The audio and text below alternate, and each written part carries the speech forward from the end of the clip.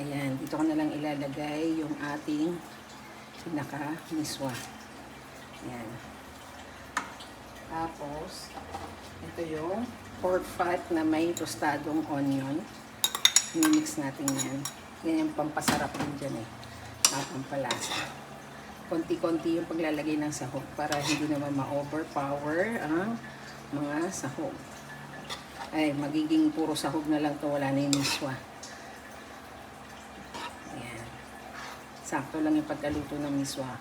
Ayoko nang malabsa eh. Gusto ko yung medyo dry lang. Ito, kailangan ko masapasan ko. Ayan, para mamimix siya. O, kahit wala ng peanut yan, pwede naman. Lalagay lang natin yung chicken, pork, shiitake mushroom, saka wood ear mushroom na pinaka-sahog niya. Sinap ko na maliliit para masarap. Ayan.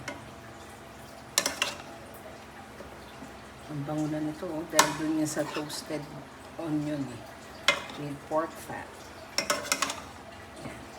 Ayan. Sa aming chicken. Yun lang sahog. Kaya yan, baka masobrahan pa yung sa ano. Nagalagay natin ng konti pa para maganda sa ayan.